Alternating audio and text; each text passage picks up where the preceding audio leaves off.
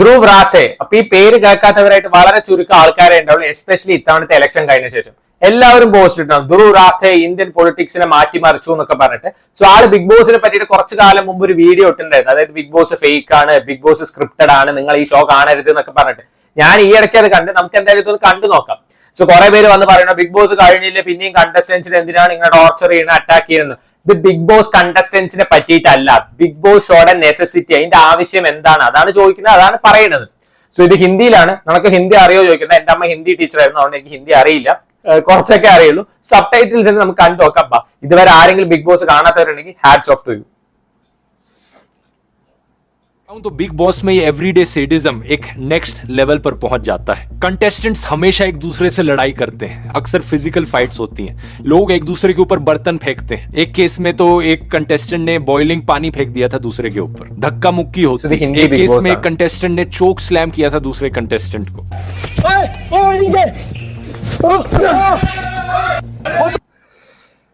So all ഇതിൽ പറയുന്നത് Hindi big ബോസിനെ പറ്റിയിട്ടാണെങ്കിൽ പോലും ഇതൊക്കെ തന്നെയാണ് നമ്മുടെ മലയാളം ബിഗ് ബോസിൽ നടക്കുന്നത്. അതായത് ഇവർ പറയുന്നത് ഈ കണ്ടസ്റ്റൻസ് ഓരോന്ന് ഇങ്ങനെ കാട്ടിക്കൂട്ടുന്നത് ജസ്റ്റ് ഫോർ കണ്ടന്റ് അല്ലെങ്കിൽ ടി ആർ പിക്ക് വേണ്ടി മാത്രമാണ് ഈ അടി ഉണ്ടാക്കുന്നതൊക്കെ. ഇപ്പൊ നമ്മൾ ജസ്റ്റ് ഒരു കാര്യം ഒന്ന് ആലോചിക്കും, ബിഗ് ബോസ് പറഞ്ഞ നമ്മൾ എന്താ പറയുക, കണ്ടന്റ് അല്ലെങ്കിൽ ടി ആർ പി, ഇത് മാത്രമേ നമ്മൾ ആലോചിക്കുള്ളൂ. ഈ സീസൺ മാത്രം നോക്കിക്കഴിഞ്ഞാൽ അവർ പറയുന്നത് ടി ആർ പി കൂടുതലാണ്. കാരണം എന്താണ്, ഈ സീസണിൽ ഒരു കണ്ടസ്റ്റന്റിനെ വളരെ നെഗറ്റീവ് ആയിട്ടാണ് പുറത്ത് കാണിച്ചിരിക്കുന്നത്. അത് കാണാൻ വേണ്ടിയിട്ട് അല്ലെങ്കിൽ ആ കൊച്ചിനെ തെറി വിളിക്കാൻ വേണ്ടിയിട്ട് നമ്മൾ എല്ലാവരും നിന്നിട്ട്, ഇൻക്ലൂഡിങ് മീ. സോ കണ്ടന്റ് നോക്കിയിട്ടാണ് നമ്മൾ ഒരാൾക്ക് വോട്ട് ചെയ്യുന്നത്, അയാളാണ് ജയിക്കേണ്ടത് അല്ലെങ്കിൽ അയാളാണ് രാജാവാണ് പറയുന്നത്. സോ ബേസിക്കലി ഇതൊരു റിയാലിറ്റി ഷോ ആണ്. നമ്മൾ എങ്ങനെയാണോ അങ്ങനെ നമ്മൾ അവിടെ നിൽക്കണം. സോ ഇപ്പൊ ഈ സീസണിൽ ടോപ്പ് 5 ഒരു കണ്ടസ്റ്റന്റ് വന്നപ്പോൾ നമ്മൾ എല്ലാവരും പറയുന്നത് അയാൾ വാഴയാണ്, അയാൾ ലുക്ക് കൊണ്ട് മാത്രമാണ് അവിടെ നിന്നതെന്ന് പറയുന്ന ആൾക്കാരുണ്ട്, ഇൻക്ലൂഡിങ് ഞാൻ അതന്നെ പറഞ്ഞു. പക്ഷെ ആൾ എന്താ ചെയ്ത്, ആള് ശരിക്കും റിയൽ ലൈഫിൽ എങ്ങനെയാണോ അങ്ങനെയാണ് അവിടെ നിന്ന്. അപ്പൊ അങ്ങനെ ഒരു സമൂഹം നമ്മുടെ സൊസൈറ്റിയിൽ 2 ടൈപ്പ് ഓഫ് ആൾക്കാരാണ്. ഒന്ന് ഈ കണ്ടന്റ് മാത്രം നോക്കിയിട്ട് സപ്പോർട്ട് ചെയ്യുന്നത്, മറ്റേത് ശരിക്കും റിയൽ ആയിട്ടുള്ള ആൾക്കാരാണോ നോക്കിയിട്ട് സപ്പോർട്ട് ചെയ്യുന്നത്. ശരിക്കും ഈ ബിഗ് ബോസ് ഷോ കാണേണ്ടത് ആ ഒരു പെർസ്പെക്റ്റീവിലാണ്. ആള് റിയൽ ആയിട്ടാണ് നിൽക്കുന്നത്, അവരെ സപ്പോർട്ട് ചെയ്യണം. ഇപ്പൊ എല്ലാവർക്കും അറിയാം ഫേക്ക് ആയിട്ട് കുറെ പേരെ പോയി തന്തയ്ക്ക് വിളിക്കാനും കുറെ പ്രശ്നം ഉണ്ടാക്കാനൊക്കെ എല്ലാരെ കൊണ്ടും പറ്റും. പക്ഷെ ശരിക്കും ഒറിജിനൽ ആയിട്ട് അവിടെ 100 ദിവസം നിൽക്കാൻ പറ്റുമോ, അത് തന്നെയാണ് വലിയ കാര്യം. ഇപ്പൊ കുറെ പേര് ചോദിക്കും ഇതൊക്കെ അറിയാൻ തന്നെയാണ് അവർ അവിടെ പോയത്, അറിഞ്ഞിട്ട് തന്നെയാണ് പോയിരിക്കുന്നത്. പക്ഷെ അവരെന്ത് ചെയ്തു, അവർ ഫേക്ക് ചെയ്യാൻ നിന്നില്ല, അവരായിട്ട് നിൽക്കാൻ നിന്നു. സോ കണ്ടന്റ് ഉണ്ടായിരുന്നില്ല, അവർക്ക് വോട്ടില്ല, അവർ പുറത്തായി. സോ ഇപ്പൊ എല്ലാം അറിയുന്ന നമ്മള് ഓരോ കണ്ടസ്റ്റൻസിന്റെ വീഡിയോന്റെ താഴെ പോലെ അവരെ തെറി വിളിക്കാനും അവരെ തന്തയ്ക്ക് വിളിക്കാനും നമ്മുടെ ഫേവറേറ്റ് കണ്ടസ്റ്റൻസിനെ ന്യായീകരിക്കാനും അല്ല നിൽക്കുന്നത്. ഭയങ്കര അഡിക്റ്റീവ് ആയിട്ട് വൃത്തികെട്ട ഷോ ആണിത്. ഇവൻ ഞാൻ കണ്ട് ഇങ്ങനെ അഡിക്റ്റ് ആയി പോയ ഒരാളാണ്. ഇനി എന്തായാലും ഈ ഷോ ഞാൻ കാണാൻ നിൽക്കില്ല.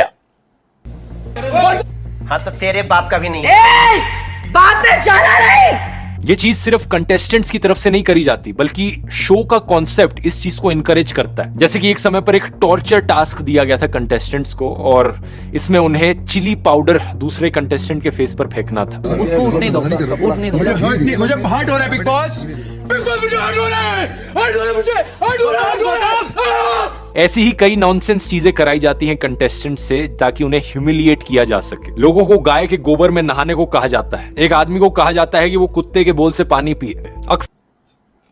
ഇപ്പൊ ഒരാൾ അവിടെ നോർമൽ ആയിട്ട് റിയൽ ആയിട്ട് അതായത് പേഷ്യൻസ് കാണിച്ച് നിൽക്കുകയാണ് വെച്ചാൽ ബിഗ് ബോസ് തന്നെ ഓരോ ടാസ്ക് കൊടുത്തിട്ട് അയാളുടെ ഉള്ളിലത്തെ ഒരു ബീസ്റ്റ് അല്ലെങ്കിൽ അയാളെ ദേഷ്യപ്പെടുത്തിയിട്ട് ഭാഗത്തൊന്ന് വിളിച്ച് പറയും. അതിന്റെ കുറെ എക്സാമ്പിൾ ആണ് ഇവിടെ കാണിച്ച് മേത്ത് മുളക് പൊടി തേക്കലും അല്ലെങ്കിൽ ചാണകത്തിൽ കിടത്തലും ഒക്കെ.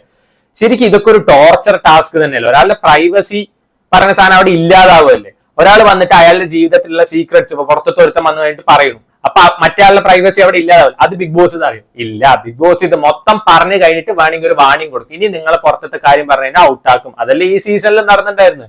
സോ ഈ ഷോയില് it's all about content and TRP. അതിനുവേണ്ടി ആ ഷോ ആ ക്രൂ ഏത് എക്സ്റ്റെന്റ് വരെ പോവും, ഈ കണ്ടസ്റ്റന്റ്സിന് വിൽക്കും, മാക്സിമം വിൽക്കും. അവരെ ലൈഫ് തൊലഞ്ഞു പോയാൽ അവർക്കൊന്നുമില്ല. കാരണം അതിന് തിരിച്ചെതിരെ എന്തെങ്കിലും പറഞ്ഞപ്പോ പറയും അഗ്രിമെന്റ് ഉണ്ട്, 50 പേപ്പർ എഗ്രിമെന്റ് വായിച്ചു നോക്കിയിട്ടല്ലേ ഒപ്പിടും. ആരെങ്കിലും എന്തെങ്കിലും പറയും ഇല്ല. अक्सर लोग एक दूसरे के पर्सनल मैटर्स लीक करते हैं जिससे लोगों को रोना आ जाता है, बॉडी शेमिंग देखने को मिलती है। एक फीमेल कंटेस्टेंट किसी और फीमेल कंटेस्टेंट को कहती है कि मेरे साथ खड़े रहने लायक नहीं है ये आंटिया, ना फिगर ना शक्ल ना सूरत। बैक बाइटिंग जो है वो इस शो का बड़ा इंपॉर्टेंट कंपोनेंट है। रेगुलरली मिसोजिनी और होमोफोबिया देखने को मिलता है। कभी कोई किसी के पानी में साबुन मिला देता है, तो कभी कोई लड़का वॉशरूम का ताला तोड़ देता है जब एक लड़की शावर ले रही होती है। तो उसने ताला तोड़ दिया, तू नारी थी। अक्सर टॉक्सिक रिलेशनशिप्स देखने को मिलती हैं। इनमें से कुछ तो फेक रिलेशनशिप्स भी होती हैं जिन्हें बस इसलिए दिखाया जाता है ताकि शो की टीआरपी बढ़ सके। और फिर आता है സോ ബിഗ് ബോസ് മലയാള സീസൺ 1 എടുക്കുന്ന സമയത്ത് നമുക്ക് കാണാം അവിടെ ഒരു റിലേഷൻഷിപ്പ് ഉണ്ടായിരുന്നു. പീപ്പിൾ അക്സെപ്റ്റൻസ് ഏറ്റവും കൂടുതൽ കിട്ടിയ റിലേഷൻഷിപ്പ് തന്നെയാണ്. അതുകൊണ്ട് ആ ഒരു വോട്ട് സ്പ്ലിറ്റ് ആയതുകൊണ്ടാണ് ആ ഒരു കണ്ടസ്റ്റന്റ് ജയിക്കാതിരുന്നത്. അതിനുശേഷം നമ്മൾ നോക്കി എല്ലാ സീസണിലും ഒരു റിലേഷൻഷിപ്പ് അല്ലെങ്കിൽ ഒരു കോംബോ ഉണ്ടാവും. എന്തിനാണ്? അത് ആൾക്കാർക്ക് ഇഷ്ടമാണ്. അപ്പൊ അവരെ മാക്സിമം സൂം ചെയ്ത് കാണിക്കും. ഈ സീസണിലും അതന്നെ ഉണ്ടായത്. ആ ഒരു കോംബോന് സൂം ചെയ്ത് കാണിക്കും. കാരണം എന്താ? TRP ആൾക്കാർക്ക് ഇഷ്ടമാണ്. സോ ആൾക്കാർക്ക് ഇങ്ങനത്തെ കാര്യം ഇഷ്ടം. ഇതൊരു കോണ്ടന്റ് ആണല്ലോ.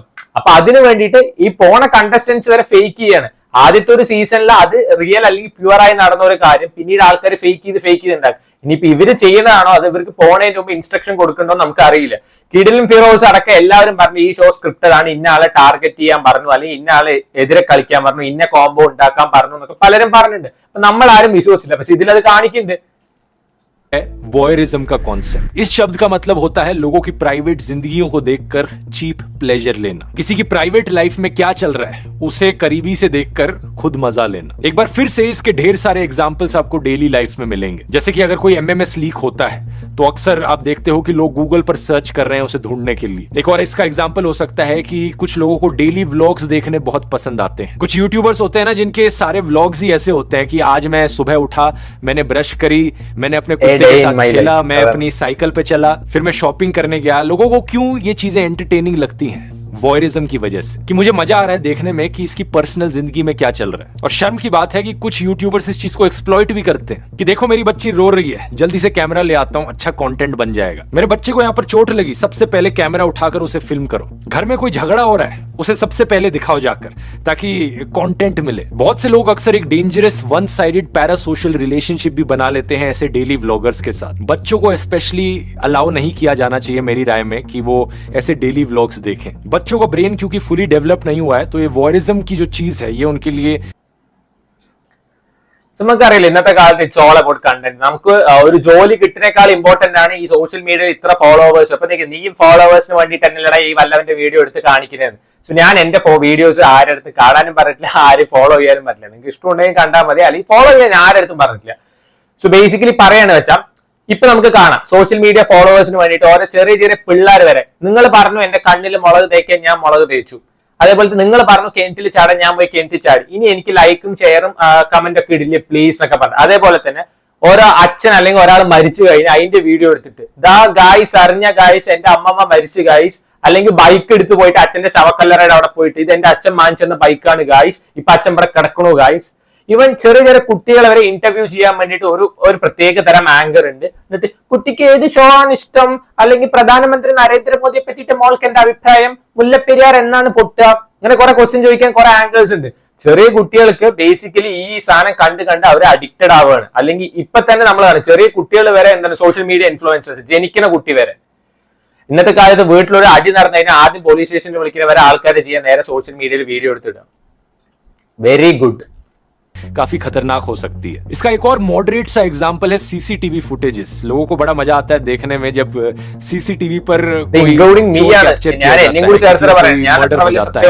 आतंकवादी हमला होता है, एक्सीडेंट होता है। मीडिया हाउसेस भी अक्सर इन फुटेजेस को अक्सर टीवी पर चलाया करते हैं। तो एवरीडे वॉयरिज्म एक सर्वेलेंस स्टेट में ऑब्वियसली बढ़ जाता है। तो फिर से अगर बिग बॉस की बात करें तो इस एवरीडे वॉयरिज्म को एक्सप्लॉइट किया जाता है बुरी तरीके से बिग बॉस के द्वारा। बिग बॉस 16 में 98 कैमरास लगाए गए थे घर के अंदर, और अब अलग ही लेवल की पागलपंती हो रही है वॉयरिज्म को लेकर। कंटेस्टेंट्स को अक्सर 24/7 मल्टी कैमरा से रिकॉर्ड किया जाता है और ऑडियंस को भी मौका दिया जाता है कि वो 24/7 लाइव फीड देख सके। 3 में से कोई भी कैमरा चुन सके कि भाई क्या चल रहा है वो खुद ही से ही देख पाए। और जैसा कि आप जानते हैं देश में इतनी बेरोजगारी है कि बहुत सारे लोग बैठे हैं जिनके पास और कोई काम नहीं है, तो इसी को ही देखना शुरू कर दिया। इन्हीं कैमरास की लाइव फीड को देखकर यहाँ पर थोड़ा वॉयरिस्टिक प्लेजर ले लिया जाए। लोग अक्सर पर्सनल सीक्रेट ഈ ബിഗ് ബോസ് പറഞ്ഞ പരിപാടി ശരിക്കും ഭയങ്കര അഡിക്റ്റീവ് ആയിട്ടൊരു പരിപാടിയാണ്. ഞാൻ ആദ്യം ഈ ഷോ ഒന്നും കണ്ടിട്ടില്ല, ഏറ്റവും വെറുപ്പായിരുന്നു ഈ ഷോനോട്.